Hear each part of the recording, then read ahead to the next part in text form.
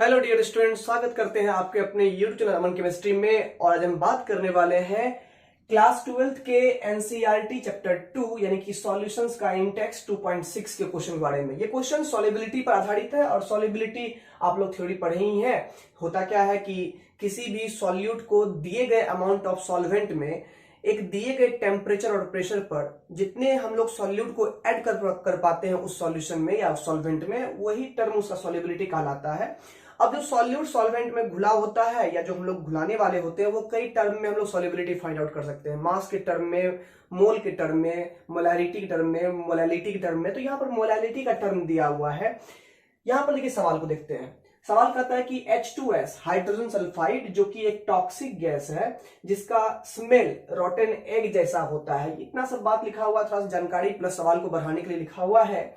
कहता उनका यूज जो है क्वालिटेटिव एनालिसिस के लिए किया जाता है। सॉल्यूशन में जो क्वालिटेटिव एनालिसिस टाइट्रेशन वगैरह किया जाता है तो उसमें H2S मिलाया जाता है उनकी क्वालिटी को जानने के लिए। If the solubility of H2S in water at STP is 0.195 m, m है मोल पर केजी, मोलैलिटी दिया हुआ यहाँ पर।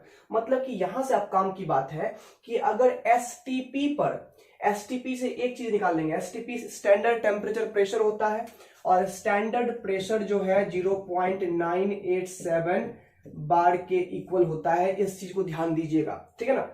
कहता है कि उस उतने टर्म में अगर सॉल्युबिलिटी जो हमारे H2S की वाटर में है वो 0.195 मोल पर केजी है, यानी इतना मोल अगर हम लेते हैं हम लोग H2S तो वो 1 केजी वाटर में घुल जाता है STP पर। मोल पर केजी का मतलब हो गया कि 1 केजी के सॉल्वेंट में जो घुलने वाले अमाउंट है H2S की वो 0.195 मोल है। ये मोल में हो गया। तब तक calculate Henry's law constant. Henry's law constant क्या होता है, आपने पढ़ा है कि किसी भी जो गैस को जब हम लोग मिलाते हैं किसी भी सॉल्वेंट में तो वहां पर क्या होता है, अंदर में सॉल्यूशन में टोटल प्रेशर होता है, वो प्रेशर उनमें उपस्थित सभी कंपोनेंट के पार्शियल प्रेशर के सम के बराबर होता है। और जो पार्शियल प्रेशर ऑफ गैस होता है यानी कि पी गैस जो हम लोग लिखेंगे पार्शियल प्रेशर ऑफ गैस, यही KH Guna mole fraction of gas के इक्वल होता है। यही हेनरी लॉ कहता है।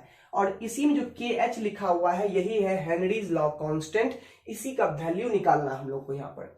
अब इसके वैल्यू को निकालने के लिए दो बात चाहिए हम लोग को। एक पी गैस चाहिए, मैंने पार्शियल प्रेशर ऑफ गैस चाहिए, और एक क्या चाहिए हमारे पास, तो पार्शियल प्रेशर ऑफ गैस। तो यहाँ पर लिखा हुआ है कि स्टैंडर्ड टेम्परेचर प्रेशर हम लोग गैस को बुला रहे हैं तो पार्शियल प्रेशर गैस का हो गया 0.987 हो गया।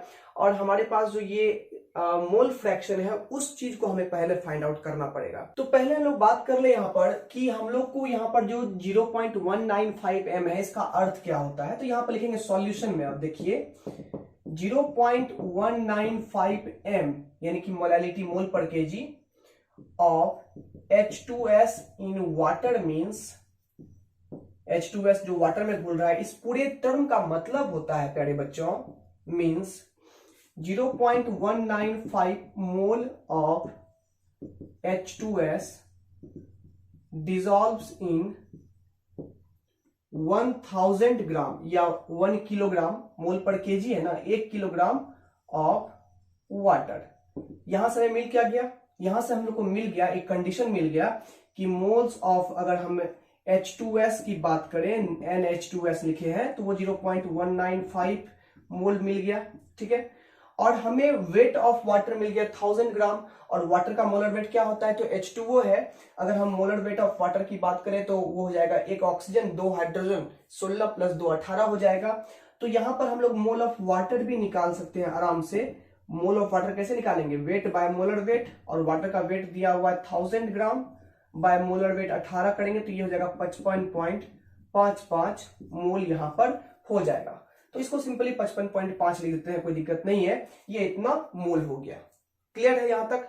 अब देखिए जरा सा, यहां पर हम लोग मोल फ्रैक्शन निकाल देते क्योंकि इसका जरूरत हमें पड़ेगा।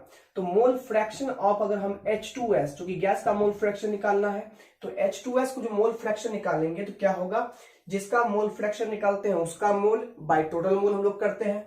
तो H2S का मोल कितना हो गया 0.195 बाय टोटल मोल की बात करें तो उसमें क्या हो जाएगा, टोटल मोल हमारे पास 0.195 प्लस ये हो गया वाटर का 55.5 5 लिख देते हैं। तो यहां पर ये हो जाएगा 0.195, डिवाइड कर देंगे यहां पर, पॉइंट में जोड़ देंगे तो ये हो जाएगा 59655, यानी कि ये इतना हो गया, जिसको हम लोग पॉइंट यहां से आराम से रिमूव कर सकते हैं, क्योंकि पॉइंट के बाद 3 डिजिट ही है, यहां से हम लोग रिमूव कर देंगे और जब सॉल्व करेंगे तो ये हो जाएगा 0.0035। ये हम लोग का मोल फ्रैक्शन निकल जाएगा H2S का।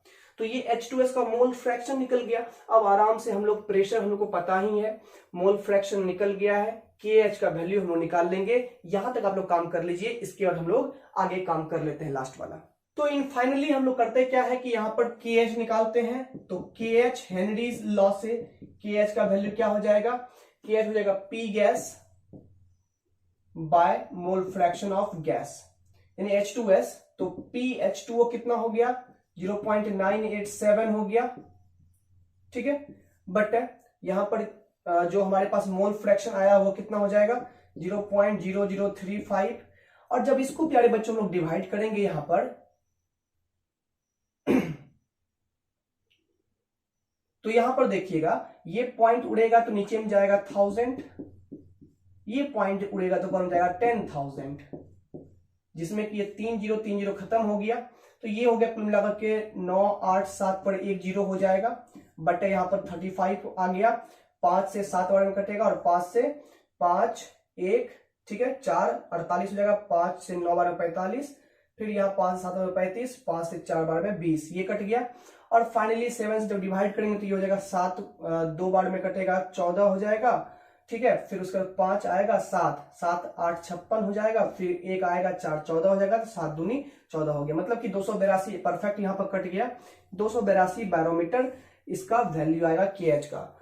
और यहाँ पर जो KH का वैल्यू आया है ये बार में ही आएगा, क्योंकि हेनरीज कांस्टेंट प्रेशर का ही एक टर्म होता है, वो एक कांस्टेंट है, ठीक है ना, वो भी कांस्टेंट प्रेशर का ही एक रूप होता है। तो प्यारे बच्चों, आई होप आपको ये सवाल समझ में आया होगा।